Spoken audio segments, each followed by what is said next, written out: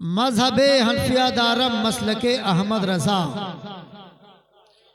मजहब हनफिया दारम मसलके अहमद रजा, खाक पाए गौसे आजम जेरे दामाने रजा। और बहुत पहले किसी ने कहा अहमद रजा का ताज़ा गुलिस्तां है आज भी, अहमद रजा का ताज़ा गुलिस्तां है आज भी, खुर्शीद इल्म उनका दरख्शां है आज भी, और बादे विसाल इश्क़े रसूल कम नहीं हुआ, बादे विसाल इश्क़े रसूल कम नहीं हुआ, रूहे रजा हुजूर पे कुर्बा है आज भी, रूहे रजा हुजूर पे कुर्बा है आज भी।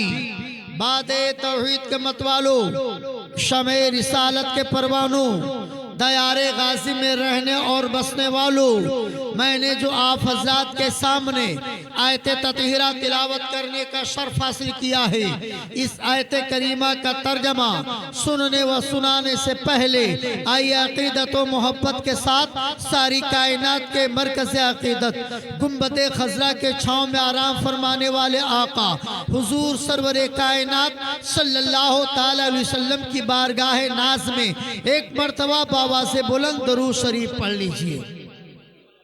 अल्लाहुम्मा सल्ली अला सय्यिदना मौलाना मुहम्मदिन व बारिक वसल्लिम सलातम व सलाम अलैका या रसूल अल्लाह सल्लल्लाहु ताला अलैहि वसल्लम। हज़रात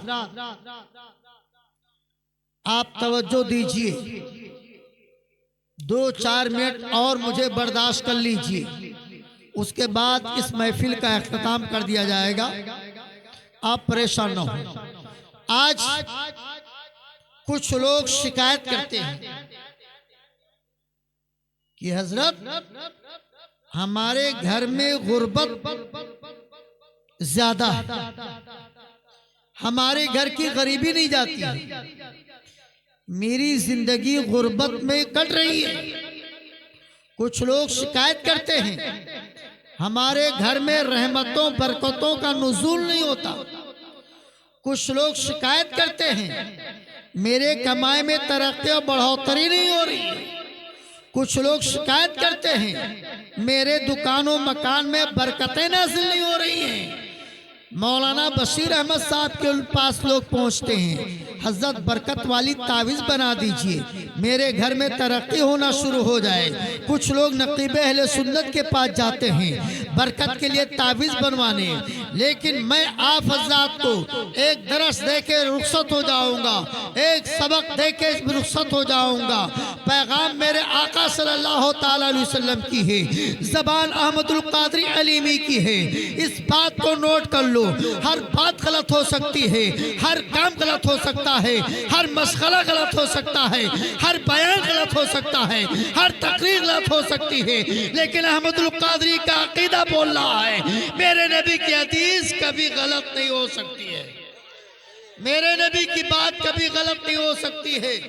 रास्ता मैं बताता हूँ, तरीका मैं बताता हूँ, उस रास्ते पर अमल पैरा हो जाओ, उस रास्ते को अख्तियार कर लो। 40 दिन का लम्हा नहीं गुजरने को पाएगा कि तरक्की आपकी कदम चूमना शुरू कर देगी, आपके मकान और दुकान में बरकतें नाजिल होना शुरू कर देंगी। वो पैगाम मुस्तफ़ा क्या है, वो तरीक़े मुस्तफ़ा क्या है, वो निज़ाम मुस्तफ़ा क्या है। मेरे आका सल्लल्लाहु ताला अलैहि वसल्लम इरशाद फरमाते हैं जब सुबह सोकर उठा जाए तो सबसे पहले अपने माँ बाप को सलाम किया जाए। कोई करता अपने माँ बाप को सलाम? कोई नहीं करता। जब कोई सफर पे जाता होगा बंबई, कलकत्ता, सऊदी, दुबई, तो हो सकता है अपने माँ बाप से सलाम करते हों। अब मेरे सरकार फरमाते हैं जब सुबह सोकर उठो तो अपने माँ बाप से सलाम करो और अपने माँ बाप के चेहरे का दीदार हो, ताकि सवाब हासिल होता है। लेकिन आज बहुत कम लोग मिलेंगे जो अपने माँ के चेहरे का दीदार करते हैं, बाप से सलाम करते हैं। और न हमारा नौजवान सिर्फ अपनी बीवी के चेहरे का दीदार करता, अपनी अपनी रफीक हयात के चेहरे का दीदार करता। उसको ये शऊर नहीं, उसको ये जानकारी नहीं, जिस मां के पांव के तले मेरे लिए जन्नत है, हम उसका एहतराम नहीं करते, हम उनको सलाम नहीं करते, हम उनके चेहरे का दीदार नहीं करते।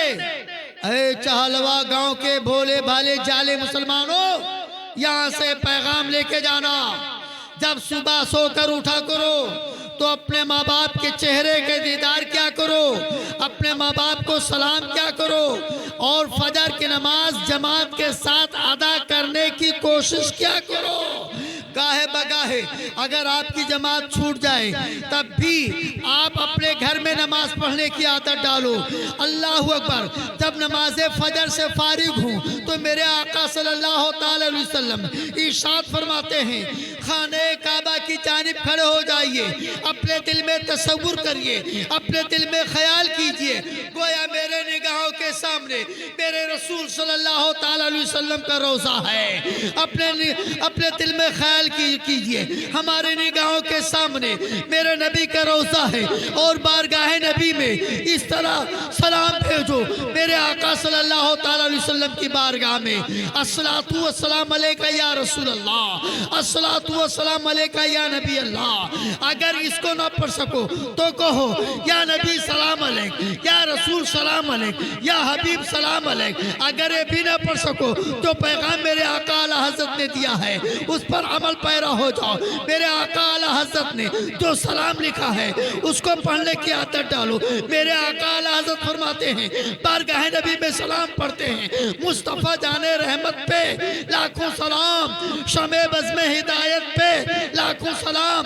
इसको पढ़ो, अगर इसको ना पढ़ सको तो कहो काबे के बदरू तुझा, तुम पे करोड़ों दुरूद, शाफ़े रोज़े जज़ा, तुम पे करोड़ों दुरूद।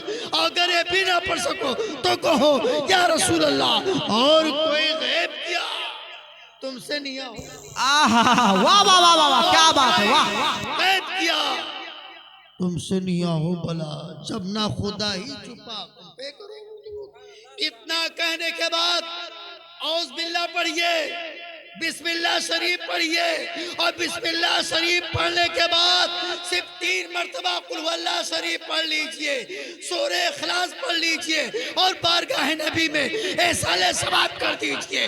मेरे नबी फरमाते हैं, जो मेरा उम्मती इस अमल को अमल में लाएगा 40 दिन नहीं गुजरेगा कि तरक्की उसकी कदम चूमना शुरू कर देगी।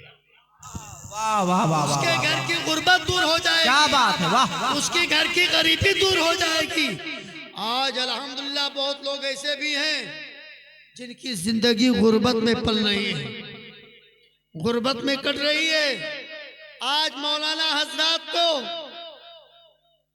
क्यों नहीं देखना पसंद करते, जानते हो?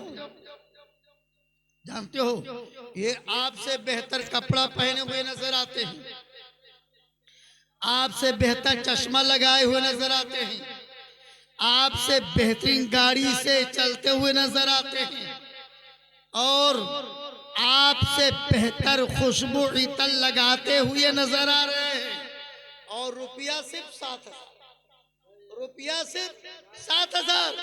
उसी 7,000 में मेहमानों की ज़ियाफत, घर का खर्चा, बीवी का खर्चा, अपने कपड़े को साफ सुथरा रखना, ये वही 7,000 रुपये की बरकत है जो आप इनको साफ सुथरा देख रहे हो, इनका लिबास साफ सुथरा देख रहे हो। आपसे बेहतर इनकी जिंदगी गुजर रही है। माँ की खिदमत करते हैं, बाप की खिदमत करते हैं, बीबी हज़रात का हुकूक भी अदा करते हैं, बच्चों का कफालत भी करते हैं, और मेहमानों की ज़ियाफत भी करते हैं, और अपने बच्चों को बेहतरीन से बेहतर इदारों में पढ़ाते भी हैं। और आप लाखों जा रहे हो, काफी मंजिले मकान नजर आते हैं, कई बिल्डिंग, कई मंजिला मकान नजर आता है। 10,000 पर डे कमाते हो, 20,000 पर डे कमाते हो, 2,000 पर डे कमाते हो, लेकिन क्या वजह है? इनके जैसा आपका कपड़ा साफ नहीं है, इनका चेहरा जिस तरह चमक रहा है आपका चेहरा नहीं चमक रहा है। आप नमाज की पाबंदी करने लगे, माँ बाप का सेवा करते रहे, माँ बाप की खिदमत करते रहे, मस्जिदों को आबाद करते रहे, 5 वक्त वजू करते रहे, जिस तरह इनका चेहरा चमकता दमकता नजर आता है, अल्हम्दुलिल्लाह आपका चेहरा भी चमकता दमकता नजर। वाह वाह वाह वाह, माशाअल्लाह माशाअल्लाह। कहने जा रहा हूँ, माफ कर दीजिएगा, और मेरा कोई बाल पैक नहीं कर सकता। बेशक बेशक। इस मस्जिद को बनवाने में हजरत काफी रकम खर्च हुआ है। अल्लाह, काफी रकम खर्च हुआ है और इस मस्जिद का पेट नहीं भर रहा। 80 और 90 मौलाना को तो मैं जानता हूँ गांव में, लेकिन जब तक बंबई में इमामत करते हैं, जब तक सोमो सलात की पाबंदी करते हैं, जब अपने घर पर आते हैं तो ये अल्लाह अल्लाह। जिनको जो कुछ कहना होगा बाद में मुझे कह लेगा। सही अगर हमारी जमात का उल्मा सुधर जाए, बिल्कुल सही बिल्कुल सही, हकीकत हमारी जमात के आलिम सुधर जाए, तो आप जैसे जाहिल लोग उनके घुटने टेकना शुरू करें। बेशक आमीन, सही है बेशक। लेकिन जब आलिम ही 2 घंटा ताखीर से उठेगा, आलिम ही 2 घंटा देर में उठेगा, जाहिल कब नहीं उठेगा, जाहिल कब नहीं उठेगा। लिहाजा मैं अपनी जमात वालों के लिए खुदा की बारगाह में दुआ करता हूँ, ऐ मौलाए कायनात हुजूर सरवरे कायनात सल्लल्लाहु ताला अलैहि वसल्लम के सदक़े में हमें उनको सबको नमाजी बना। आमीन। इतनी बड़ी मस्जिद चहलवा गांव के मुसलमानों ने बनवाया है, काफी चंदा भी खर्चा किया है, लेकिन इस महल्ले के 2, 4, 10 लोग नमाज पढ़ने आते, नमाजी होते हैं।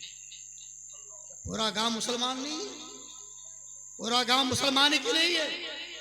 क्या गोश्त खाने वाले को हम मुसलमान कहेंगे?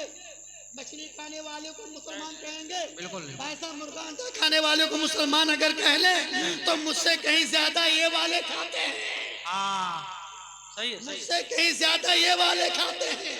अगर इनको हम मुसलमान कह ले, गोश्त खाते हैं, गोश्त खाने की बुनियाद पर, हम उनको गोश्त खाने की बुनियाद पर मुसलमान नहीं कहेंगे।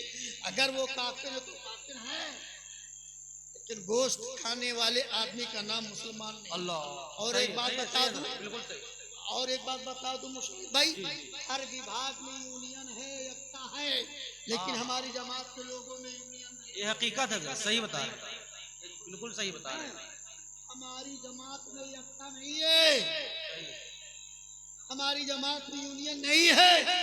अगर हमारी जमात के लोगों में यूनियन हो जाए, हमारी विभाग में एकता हो जाए, तो इंशाअल्लाह ताला ये जाहिल जो आज मौलवी हजरात पर अंगुशगुमाई कर रहे हैं, वही आपके तशखीसी करते हुए बेशक बेशक सही है, बिल्कुल सही। लेकिन जब हमारे अंदर की कमियां दूर हो जाएंगी तब, समझ रहे हैं हजरात, आज हमारी जमात के लोगों में बहुत कमी है। तो मेरे सरकार सल्लल्लाहु ताला अलैहि वसल्लम शाद फरमाते हैं, शादी से 3 चीजें ऐसी हैं जिनमें ताखीर नहीं करनी चाहिए, देर नहीं करनी चाहिए। जब अजान हो जाए तो नमाज पढ़ने की जल्दी से कोशिश करनी चाहिए कि जमात ना छूटे, और जब किसी का इंतकाल हो जाए तो जितनी जल्दी हो सके उसको मिट्टी दिया जाए, जितनी जल्दी हो सके उसको सिपुर्दे खाक किया जाए। लेकिन आज सऊदी से आने वाले का इंतजार किया जा रहा है, दुबई से आने वाले का इंतजार किया जा रहा है, और मेरे सरकार फरमाते जितनी जल्दी हो सके उसको सिपुर्दे खाक कर दिया जाए, और जब हमारी तुम्हारी लड़कियां बालिगा हो जाए तो जितनी जल्दी हो सके उन बेटियों का निकाह किया जाए। वाह वाह वाह। बेशक बेशक बेशक। बाप पर बच्चों के हक में चंद जिम्मेदारियां होती हैं। अगर आप बने होंगे तो आपने अपने बच्चों की जिम्मेदारी निभाई होगी। हमारी कारी नेमत साहब अपने बच्चों की जिम्मेदारी एक तो निभा चुके, दूसरा निभा रहे हैं, और जब तीसरे की बारी आएगी तो भी निभाएंगे। बाप पर सबसे पहले जिम्मेदारी बच्चों की क्या है? जब बच्चा पैदा हो तो सबसे पहले जिम्मेदारी उसका खतना कराया जाए। दूसरी जिम्मेदारी है उसको तालीम याफ्ता किया जाए, इल्म के फैजान से माला माल कराया जाए। और तो तीसरी जिम्मेदारी है कि जब वो बालिग हो जाए, शादी के लायक हो जाए, तो उसकी शादी कर दिया जाए। उसके बाद बाप की जिम्मेदारी कुछ नहीं। तो बाप पर बच्चों के लिए कुछ जिम्मेदारियां आयद होती हैं। उन जिम्मेदारियों को बखूबी आप भी निभाते हो, हम भी निभाते हैं, और हमारी जमात के उलमा निभाते हैं। उसी जिम्मेदारी को निभाने के लिए मौलाना आफाक साहब क़िबला ने अपनी बच्ची की शादी की तारीख मुतय्यन करके वो वक्त शहीद, वो वक्त तो इंशाअल्लाह ताला आ गया है। कल दिन के उजाले में उनके बेटी का निकाह इंशाअल्लाह ताला, उनके बेटी का निकाह होगा। और शादी में कुछ लोग फरमाइश करते हैं, हम कहते हैं पहले के दौर में घोड़े और गधे बिका करते थे, लेकिन आज के दौर में लड़का और लड़कियां बिका। आज के दौर में लड़का और लड़कियां बिका करती हैं। अगर गरीब आदमी की लड़की होगी तो उसकी शादी नहीं हो पाएगी। इसीलिए कहा गया है शादियों में कम खर्चा किया करो। मेरे सरकार ने अपनी बेटी की निकाह जब किया तो मस्जिद में निकाह किया। आप भी अपनी आदत बना लीजिए, अपना मामूल बना लीजिए। जब हमारी तुम्हारी बेटियों का निकाह हो तो मस्जिद में हो, कुर्सियों का इंतजाम ना करना पड़े, नाश्ते का इंतजाम ना करना पड़े, खाने का इंतजाम ना करना पड़े। जब मेरे सरकार ने अपनी बेटी खातून जन्नत रज़ी अल्लाह ताला अन्हा का निकाह करना चाहा हजरत अली के साथ, उस वक्त कुर्सियों का इंतजाम नहीं किया था, नाश्ते का इंतजाम नहीं किया था, बैठने का इंतजाम नहीं किया था, और जहेज का इंतजाम नहीं किया था। तो क्या कोई ये नहीं कह सकता माशअल्लाह मेरे नबी गरीब थे? मेरे नबी गरीब नहीं थे। मेरे नबी को परवरदिगार आलम ने अपने खजाने की चाबी को सौंप दिया है। मेरे आका जो चाहते कर सकते थे, लेकिन मेरे आका सल्लल्लाहु अलैहि वसल्लम ने खाना ना खिला करके, नाश्ता ना दे करके, पानी ना दे करके, कुर्सियों का इंतजाम ना करके, मीठा ना दे करके हमारे जैसे गरीबों की इज्जत को बचा लिया है। क्या अगर मेरे जैसा कोई गरीब होगा तो अगर कुर्सियों का इंतजाम नहीं करेगा, मीठा का इंतजाम नहीं करेगा, तो उसकी बेइज्जती नहीं होगी, बल्कि मेरे सरकार की सुन्नत अदा होगी। ये मैं बहुत पता नहीं कैसे आप उसे बहुत खींचता है, बहुत खींचता है। साहब आखिरी बात और बता, आज कुछ लोग मालदार लड़का देखते हैं तो अपनी लड़की का पैगाम बहुत जल्दी से कबूल कर लेते हैं। पढ़े लिखे लोगों के सिवा बहुत कम लोग मिलेंगे जो अकीदे के ताल्लुक से उससे पूछते हो, उसके पीर व मुर्शिद के ताल्लुक से लोग उससे पूछते हो। और जब किसी की शादी लगाओ, लड़का हो लड़की, तो सबसे पहले उसका हसब नसब देखो। पहले के बुढ़वा कह गए हैं शादी लगाते लगाते साल 2 साल गुजर जाते थे, पाँव का तलवा खिंचाया करता था। अब आज एक बार रिश्ता लेके आदमी जाता है, आता है, तीसरी बार दूसरी बार में रिश्ता मंजूर हो जाता है। लेकिन रिश्ता लगाने से पहले मैं उन लोगों से कहना चाहूँगा जो रिश्ता लगाते हैं, पहले उसका हसब नसब देखो, उसका खानदान देखो, उसका अकीदा देखो। उससे ये पूछो तुम किस पीर से मुरीद हो। अगर सुन्नी पीर से मुरीद है तो शादी करने के लिए हाँ करना, अगर टनाटन बरेलवी है तो शादी करने के लिए हाँ करना। और जो लड़का जहेज की फरमाइश करे, मैं खुल्ले में कहता हूँ उस लड़के के साथ अपनी लड़की का निकाह ना। जो लड़का फरमाइश करे हम फुला सामान लेंगे, फुला सामान लेंगे, उसके साथ निकाह कतई तौर पर न करो। तुम्हारे जैसा गरीब भाई कहीं ना कहीं जरूर मिलेगा, कहीं ना कहीं मेरा भाई जरूर मिलेगा। आज अगर किसी तरह गरीब लड़की ने शादी लगा भी दिया तो लड़के का बाप कहता है मैंने तो गाड़ी की फरमाइश की नहीं थी, लेकिन जब बेटुआ से पूछा तो बेटुआ राजी नहीं हो, बेटुआ राजी नहीं हो रहा है और बाप कह रहा है कि बगैर गाड़ी की हम शादी नहीं की। गाड़ी खड़ी करने के लिए जगह नहीं है, लेकिन मांग क्या रहा, दर्राजतुल बुखारिया यानी मोटरसाइकिल मांग रहा है, मोटरसाइकिल मांग रहा है और लहमुल दीक खाने के लिए तैयार नहीं। ये चूंकि सब हाफिज है इसलिए मैं माना बताता हूँ। लहमुल दीक कहते हैं मुर्गे के गोश्त को। मुर्गा का गोश्त शादी में कोई खाने के लिए तैयार है? हमने अपने शादी में सादा खाना, हमने अपने शादी में सादा खाना खाया, गोश्त तक नहीं मिला और मेरे शादी में 80 रुपया मिला। आज लड़के का बाप कहता है मैं शादी एक शर्त पे करूंगा, मोटरसाइकिल लूंगा, बकरे का गोश्त लूंगा और कुर्सी पर बैठूंगा, बेहतर से बेहतर मिठाई लूंगा और गाड़ी भर जहेज। जो आदमी गरीब होगा वो कहां से पाएगा, दे पाएगा। और अगर कारी नेमत अली साहब अपनी मालदारी की बुनियाद पर मोटरसाइकिल भी दे दिया, गाड़ी भर जहेज भी दे दिया, फिर ये उम्मीद और सहारा नहीं है कि मेरी लड़की का गुजर हो। भाई गलत बता रहा हूँ?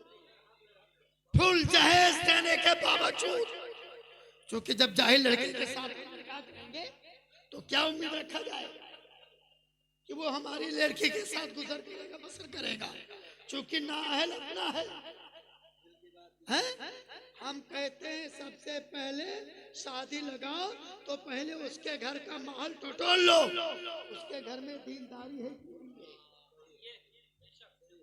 अपनी लड़की का निकाह अव्वल वक्त में किसी आलिम हाफिज कारी के साथ क्या करो, इसलिए आलिम हाफिज जो होगा 5000 पावेगा, चाहे जितना उसकी जमीन गिर जाएगी, लेकिन कभी कोई आलिम हाफिज कारी अपने बीवी को तलाक नहीं देगा, अपनी बीवी को तलाक नहीं देगा।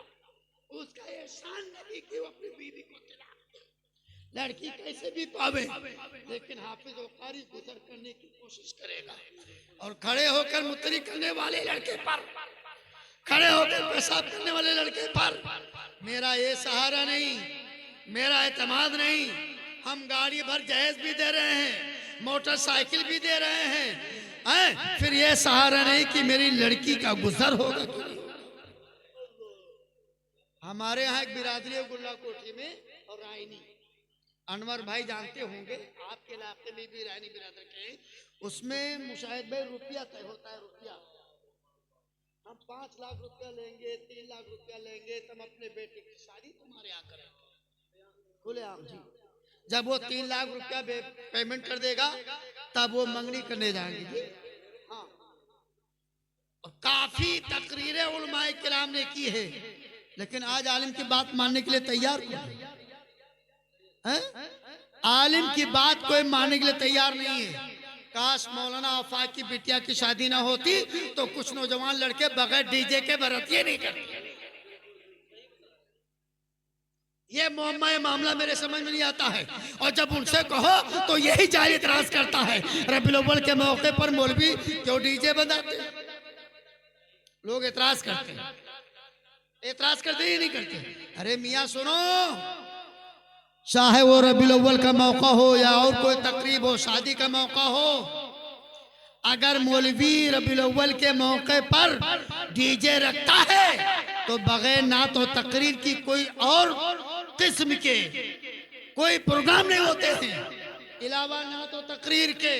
हम कहते हैं अगर तुम अपने बेटों की शादी करो और अगर तुमने ऐसा कर लिया है तो जहां से बारात निकले जहां तक पहुंचे लड़कों से नात पढ़वाओ, उलमा की तकरीर कराओ, नबी की नात पढ़वाओ।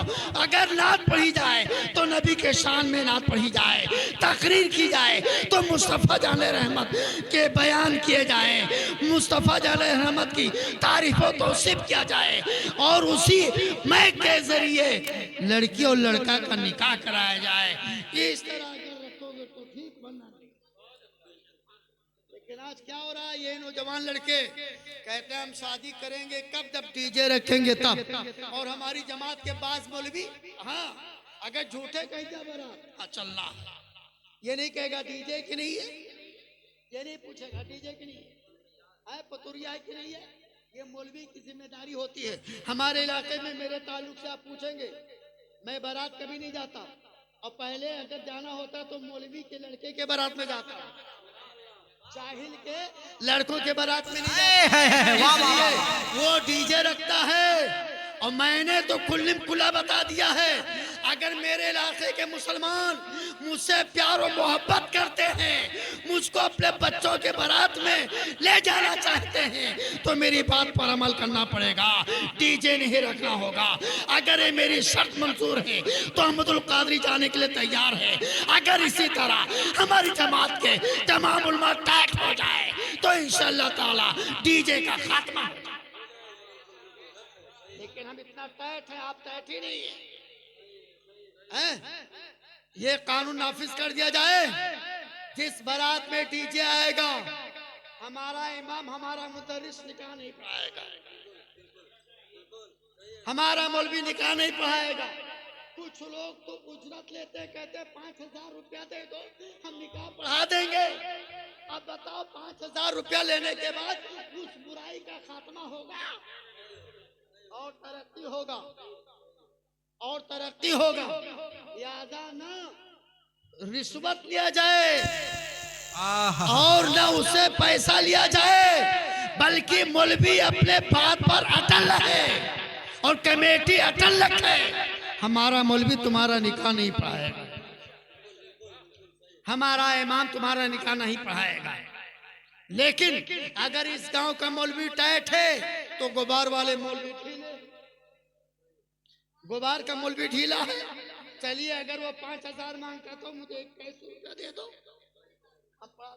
वही मैंने पहले कहा हमारी जमात में यूनियन नहीं है। हमारी एक ऐसी जमात है जिसमें एकता नहीं है, यूनियन नहीं है।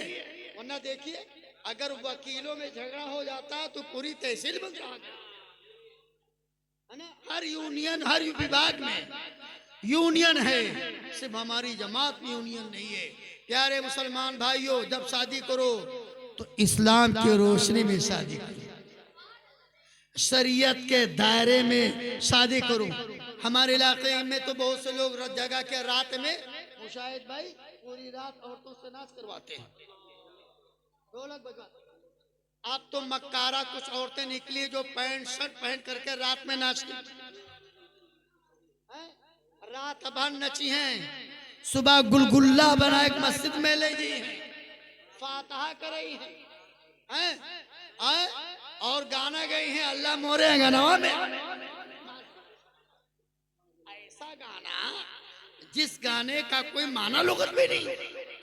बताओ इससे पहले अल्लाह तुम्हारे घर नहीं आया था? लोगों हंसो नहीं, हंसने की बात नहीं है। अपने बीवियों को कंट्रोल करो, अपने घर के औरतों को कंट्रोल करो, वरना तुम्हारी पकड़ बहुत सख्त पकड़ होगी। ये बताओ कभी आपने देखा किसी मौलाना मौलवी की औरत को गले में ढोल टांगे हुए? कभी किसी की मौलवी जाती है ताक भरवाने, पूरी रात सभ्यदारी करने जाती है, वो भी सभ्यदारी करे तो गाने के आलम में। कभी किसी की मौलवी नहीं की औरत नहीं जाती है, तुम्हारी बीवी क्यों जाती है भाई? तुम ढीले हो, ये ढीले हो, तभी तो आपकी बीवियां जाती हैं जी। लिहाजा हंसो मत, अमल करने के लिए कोशिश करो, जगह मनाओ तो शरीयत की रोशनी में। अब तो हमने अपने इलाके में राइज कर दिया है कि रात जगह वाले रात में पूरी रात तकरीर होगी। अगर मुज़क्कर हज़रात की तकरीर ना हो तो मुअन्नस को बुलाओ। हाँ, मुअन्नस को बुला करके तकरीर करो, ये बेहतर रहेगा। वो आकर के कम से कम हमारी बेटियों बहनों को समझाएंगी। तो हमने अपने गुल्ला में माहौल बना दिया है। 5,000 10,000 रुपये पे बुक कर हम लोग तारीख लेते हैं। मुअन्नस ज़ात का प्रोग्राम होता है, पूरी रात सूबेदारी होती है, नबी की नात पढ़ते हैं, तकरीर करती हैं बहनों को। आज अगर किसी औरत से पूछ लिया जाए, अरे बहन ये बता वो गुस्ल कैसे कराया जाएगा मैयत को, मुर्दे को, तो कोई बता पाएगी? तो अगर उनको बुलाओगे तो गुस्ल का तरीका कम से कम तो बताएंगी, नमाज पढ़ने का तरीका बतावेंगी। आज तुम्हारी बीबी से पूछ लिया जाए वजू में कितने फराज हैं, मुझे मालूम नहीं, मुझे जानकारी नहीं। तो इसके लिए आप खुद जिम्मेदार बनो, अपनी जिम्मेदारी बनाओ। मैं टेम से ओवर हो रहा हूं, मेरा टेम ओवर हो गया है। हमारे मोहतरम ने 15 मिनट का वक्त दिया था और ये मूड बना के आया था अगर महफिल होगी तो 1 घंटा मेरा खिताब होगा। लेकिन शुरू में तो कुछ लड़के थे, है ना, जब ये हमारे नौजवानों की बारी थी तो इनके जैसे नौजवान थे, और जब मेरी बारी आई तो हमारे जैसे लोग उठ के चले गए, है ना। लिहाजा ऐ चाहलवा गांव के भोले भाले मुसलमान, खुदारा शरीयत पर अमल करने की कोशिश करो, नमाज पढ़ने की भरपूर कोशिश करो, अपने माँ बाप की खिदमत करने की कोशिश करो, उलमाए कराम का एहतराम करो, उलमाए कराम की ज़ियाफत करो। अगर ये कहीं आपसे मुलाकात इनसे हो जाए तो दुआ सलाम करो, हालात खैरियत पूछो, उसके बाद अगर हो सके तो 1 कप चाय पिलाओ, 1 कप चाय पिलाओ। ये है ज़ियाफत मेहमानों की। देखिए मौलवी 5,000 पाता है, लेकिन इनसे ज्यादा मेहमानों की कदर जाहिल लोग नहीं करते, मालदार लोग इससे ज्यादा कदर नहीं करते। हमारी जमात के उलमा का हाल ये है कि अगर कोई अजनबी आदमी मुसलमान है, अगर आ गया तो मौलाना आजाद उसको अदब से बैठाते हैं, पानी पूछते हैं, अगर होटल वो चाय मंगाकर पीते पिलवाते हैं, उसके बाद हाल पूछते बताओ कहाँ से आए। ये मौलाना हज़रात की जिम्मेदारी। इसी तरह आप भी मेहमानों से मत नफरत करो, मेहमानों को चाहो, मेहमानों की ज़ियाफत करो। अल्लाह ताला की बारगाह में मेरी दुआ है, परवरदिगार आलम मेरे बयान करने में अगर कहीं किसी तरह लग़्ज़िश या ख़ता हो गई हो, रसूल पाक सल्लल्लाहु ताला अलैहि वसल्लम की तौफ़ीक़ माफ़ फरमाए। खूब के सरे चमन फूल चुनी शाद रहे, बाग बाजातों में गुलशन तेरा आबाद रहे। वमा अलैना इल्लल बलाग। अस्सलाम वालेकुम। खड़े हो जाइए। सलाम।